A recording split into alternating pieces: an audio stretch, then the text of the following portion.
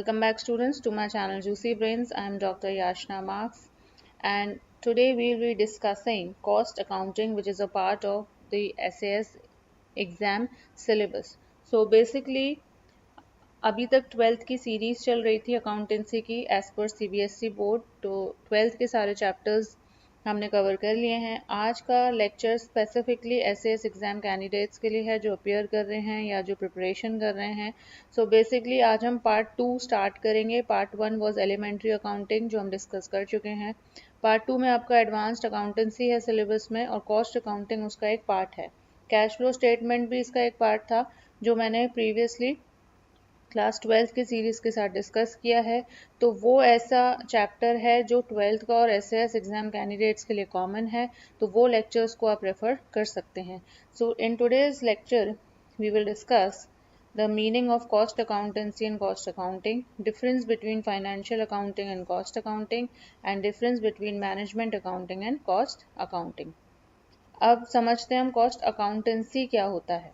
Clear. अब ये एक एकेडमिक डिसिप्लिन है ऑफ कॉस्ट अकाउंटिंग जिसमें हम कॉस्ट अकाउंटिंग के प्रिंसिपल्स को, मेथड्स को, टेक्निक्स को अप्लाई करते हैं ताकि कॉस्ट को कंट्रोल कर सकें, प्रॉफिटेबिलिटी को डिटरमिन कर सकें, वेस्टेज को मिनिमाइज कर सकें और इंफॉर्मेशन को मैनेजमेंट को प्रेजेंट कर सकें ताकि वो डिसीजन मेकिंग स्मूथली आसानी से कर सकें। सो बेसिकली कॉस्ट अकाउंटेंसी का जो स्कोप होता है वो वाइड होता है। So it has a wider scope than cost accounting. Whereas cost accounting को हमने 3 पार्ट्स में डिवाइड किया है। First is it gathers information. Now it is a process of gathering information. जो भी हम इंफॉर्मेशन गैदर करते हैं it must be related to the cost. So information, cost related information is very much important in cost accounting. हम ये cost related information gather क्यों करते हैं? ताकि हम बजट्स को इस्टेब्लिश कर सकें, फॉर्मुलेट कर सकें, फ्यूचर की प्लानिंग कर सकें, स्टैंडर्ड कॉस्ट को इस्टेब्लिश कर सकें और actual cost of operations, process और एक्टिविटीज़ और प्रोडक्ट्स से कंपेयर कर सकें।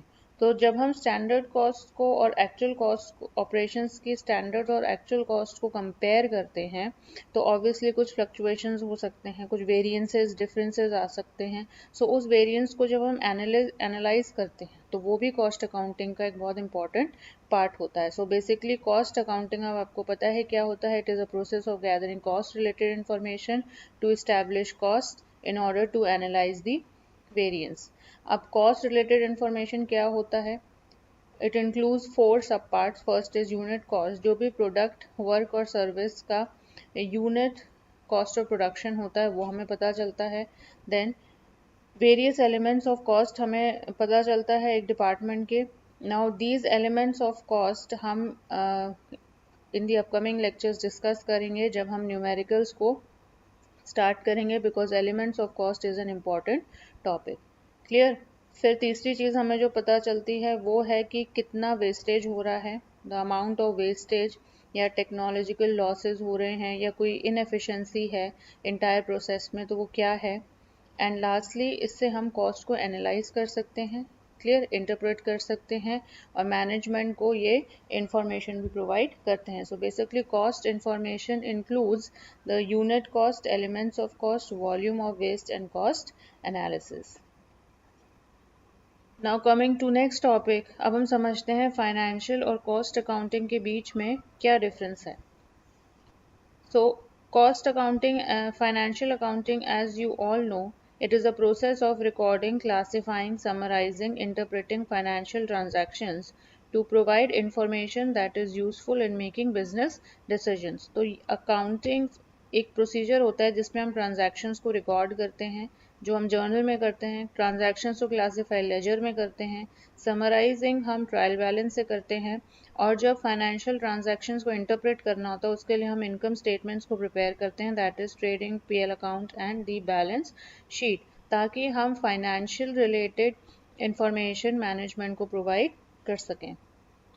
सो बेसिकली हमें ये पता है कि अब फाइनेंशियल अकाउंटिंग क्या है और फाइनेंशियल अकाउंटिंग के मेन यूजर्स होते हैं एक्सटर्नल स्टेक होल्डर्स या external users of the organisation, जैसे कि investors, creditors, share holders, government and tax authorities, whereas cost accounting majorly focuses on providing information to internal stakeholders या internal users of the organization such as employees, managers, top management, board of directors, so that they can make decisions. अब decisions किस बारे में कर सकें, वो production का cost को कैसे minimize करना है, ठीक है, then product की pricing कैसे करनी है, how to determine the price of the product and how to control the cost. So basically, financial accounting is concerned with providing information to external users. और इसका पर्पस क्या होता है कि एक्सटर्नल यूजर्स को इंफॉर्मेशन इस तरीके से प्रोवाइड करना कि वो जो कंपनी है उसकी प्रॉफिटेबिलिटी क्या है ये डिटरमिन कर सकें, उसका फाइनेंशियल पोजीशन क्या है वो उन्हें पता लग सके. And basically financial accounting focus करती है हिस्टोरिकल डेटा पे, क्योंकि अगर हमें फ्यूचर का परफॉर्मेंस एनालाइज करना है किसी कंपनी का तो हमें उसकी पास्ट परफॉर्मेंस पे ध्यान देना पड़ेगा. क्लियर? तो पास्ट परफॉर्मेंसेस पता चलती हैं कि अमाउंट ऑफ प्रॉफिटेबिलिटी पास्ट में कितनी थी, वो हम देखेंगे प्रॉफिट एंड लॉस अकाउंट से.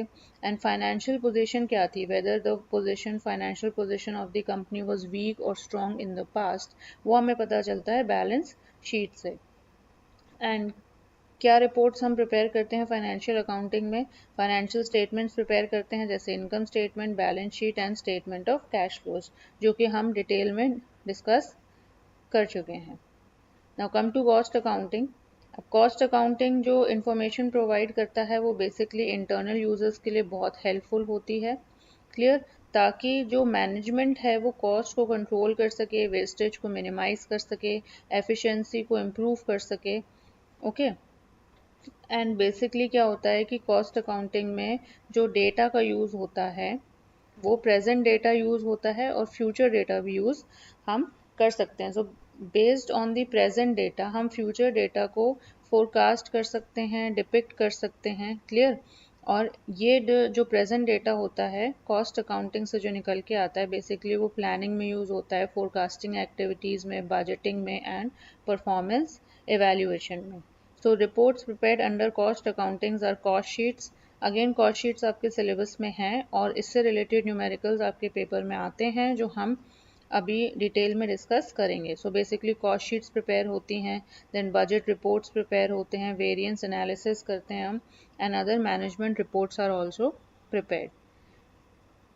सो we will see in a summarised form कि की डिफरेंसेस क्या हैं between financial and cost accounting. सबसे पहले तो यूज़र्स की बात करें. फाइनेंशियल अकाउंटिंग के जो यूज़र्स होते हैं वो आउटसाइडर्स होते हैं, external stake holders. And cost accounting का जो मेन यूज़र होता है वो होता है इंटरनल मैनेजमेंट. जो टाइम ओरिएंटेशन की अगर हम बात करें in case of financial accounting तो primarily it is historical. Clear? कि हिस्टोरिकल डेटा या पास्ट डेटा ज़्यादा रेलिवेंट होता है in case of financial accounting. In case of cost accounting present and future data पे ज़्यादा हम फोकस करते हैं. अब अगर फाइनेंशियल अकाउंटिंग की रिपोर्टिंग की बात की जाए, जो भी हम स्टेटमेंट्स या रिपोर्ट्स बनाते हैं वो कुछ रूल्स और रेगुलेशंस को हमें फॉलो करना होता है. क्लियर? कुछ प्रिंसिपल्स होते हैं, कुछ कन्वेंशंस, कंसेप्ट्स होते हैं. So all that you have to keep in mind and then you have to prepare the reports in case of financial management. लेकिन कॉस्ट अकाउंटिंग में ऐसे कोई hard and fast mandatory rules नहीं होते. कुछ थोड़े बहुत हो सकते हैं बट अगेन ये डिपेंड करते हैं from organization to organization. And last is in case of financial accounting हम फाइनेंशियल स्टेटमेंट्स, इनकम स्टेटमेंट्स को प्रिपेयर करते हैं. In case of cost accounting we prepare cost reports and budgets. Last में हम देखेंगे इन दोनों का क्या पर्पस और क्या यूज़ होता है. जैसे कि अभी तक आपको समझ में आ गया होगा कि फाइनेंशियल अकाउंटिंग कुछ रूल्स और रेगुलेशंस को ध्यान में रखते हुए लीगल रिपोर्टिंग भी कर सकते हैं. मतलब ऑर्गेनाइजेशन लीगल तरीके से रिपोर्ट्स बनाता है, रेगुलेशंस को कंप्लाई करता है और जो इंफॉर्मेशन जो इम्पोर्टेंट होती है इन्वेस्टर्स को वो प्रोवाइड करता है. In case of cost accounting ये बहुत इंपॉर्टेंट होती है for internal decision making, cost control और जो डिपार्टमेंटल डिपार्टमेंट्स की जो ऑपरेशनल एफिशिएंसी होती है उसको भी इम्प्रूव करता है। Now one example is given, a company uses financial accounting to report total profit to shareholders. जैसे मैंने आपको पहले भी बताया कि शेयर होल्डर्स के लिए बहुत ज़रूरी होता है कंपनी की फाइनेंशियल पोजीशन और प्रॉफिटेबिलिटी को एनालाइज करना, तो ये सब उन्हें फाइनेंशियल स्टेटमेंट से इंफॉर्मेशन प्रोवाइड होती है। वेरएस कॉस्ट अकाउंटिंग रिवील करता है कि कौन सी प्रोडक्ट लाइन ज़्यादा प्रॉफिटेबल है कंपनी के लिए। अब हम डिस्कस करेंगे कि मैनेजमेंट अकाउंटिंग और कॉस्ट अकाउंटिंग में क्या डिफरेंस होते हैं।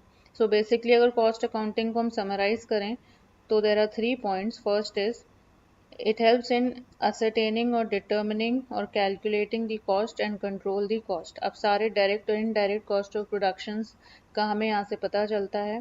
सेकेंडली हम कॉस्ट ऑफ गुड्स को डिटरमिन कर सकते हैं, कॉस्ट ऑफ प्रोडक्शन कितनी है, पर यूनिट कॉस्ट कितना है, क्लियर, किसी भी प्रोडक्ट का या सर्विस का या गुड्स का, एंड उस कॉस्ट को हम कैसे कंट्रोल कर सकते हैं और एफिशिएंसी को कैसे इंक्रीज कर सकते हैं।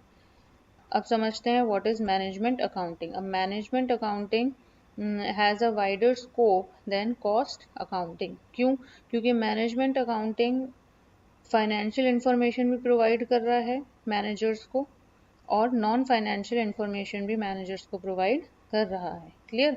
So basically for internal decision making management accounting ज़्यादा ज़रूरी हो जाता है। क्लियर? एंड वाई, क्यों ज़रूरी होता है? ताकि जो मैनेजर्स हैं या जो बोर्ड ऑफ डायरेक्टर्स हैं, जो टॉप मैनेजमेंट है कंपनी की, वो फोरकास्टिंग एक्टिविटीज़ कर सके, एनालिस्ट परफॉर्मेंस को एनालाइज कर सके, देन बजट्स को प्रिपेयर कर सके। Clear? So it is broader in scope than cost accounting. So now these are the key differences. अब अगर हम पर्पस को समझें तो कॉस्ट अकाउंटिंग का पर्पस है भाई कॉस्ट को कैलकुलेट करना, कॉस्ट को डिटरमिन करना एंड कॉस्ट को कंट्रोल करना for variance analysis. whereas management accounting is useful for managerial decision making। अब अगर स्कोप की बात करें तो हम डिस्कस कर चुके हैं कि मैनेजमेंट अकाउंटिंग का स्कोप ज़्यादा बड़ा है। क्यों? क्योंकि कॉस्ट रिलेटेड इन्फॉर्मेशन तो वो देता है प्लस फाइनेंशियल इन्फॉर्मेशन भी प्रोवाइड करता है, versus cost accounting only cost related information ही प्रोवाइड करता है मैनेजमेंट को। Now what are the users in case of cost accounting? Internal users होते हैं। तो कॉस्ट अकाउंटिंग का जो इन्फॉर्मेशन होती है वो बेसिकली कॉस्ट अकाउंटेंट्स के लिए बहुत ज़रूरी होती है। क्लियर? बिकॉज यहाँ से they prepare budgets and variance analysis and all these cost related reports like cost sheet and all. और जो मैनेजमेंट अकाउंटिंग होता है उसके यूजर्स होते हैं द टॉप मोस्ट मैनेजमेंट। अब कॉस्ट डेटा जो पास्ट का कॉस्ट डेटा है वो इम्पॉर्टेंट होता है एनालिसिस के लिए, वेरएज मैनेजमेंट अकाउंटिंग में historical plus forecasted data important होता है कि मतलब प्रेजेंट डेटा को ध्यान में रखते हुए जो हम डेटा को फोरकास्ट करते हैं, जो इन्फॉर्मेशन को फोरकास्ट करते हैं, that is more important in case of management accounting. And last, कुछ रेगुलेशंस ज़रूरी होते हैं कॉस्ट अकाउंटिंग के लिए, बहुत हार्ड एंड फास्ट तो नहीं होते, but there might be certain regulations, वेरेज in management accounting ऐसे कोई रेगुलेशंस नहीं होते क्योंकि इंटरनल यूज़ के लिए इंफॉर्मेशन जनरेट होती है, तो it depends on, it varies depending upon the firm to firm. अब एग्जाम्पल आपको दिया है कॉस्ट अकाउंटिंग का। जब हम प्रोडक्ट की यूनिट कॉस्ट को कैलकुलेट करते हैं तो कॉस्ट शीट्स प्रिपेयर करते हैं। देन जब कॉस्ट शीट्स प्रिपेयर कर रहे हैं हम तो हमें पता चलता है कि what are the different overheads. Clear? अब ओवरहेड्स क्या होते हैं, फैक्ट्री ओवरहेड्स क्या होते हैं, ये जब हम आपको न्यूमेरिकल्स हम डिस्कस करेंगे then I will tell you in detail. Whereas management accounting में हम कैश बजट बना सकते हैं जिससे कि हम परफॉर्मेंस डिपार्टमेंट की परफॉर्मेंस को एवेल्यूएट करते हैं, keeping in mind what are the key performing areas और index. So I hope so student आपको आज का लेक्चर क्लियर हो गया होगा। ये बहुत शॉर्ट लेक्चर था and because it was all theoretical तो मैंने कोशिश की है कि मैं आपको इसको स्लाइड्स के फॉर्म में, पीपीटी के फॉर्म में एक्सप्लेन करूं। आई होप सो ये इंटरेक्टिव रहा होगा। And in the upcoming lectures जब हम न्यूमेरिकल्स को सॉल्व करेंगे तो अगेन वहाँ पे हम बोर्ड का ही यूज़ करेंगे so that it is more practical और वो आपको अच्छे से समझ में आए. So in the upcoming lectures there are again certain cost related important terms जो हमें डिस्कस करना है, and then we will move on with the numerical part of cost accounting. See you in the next class.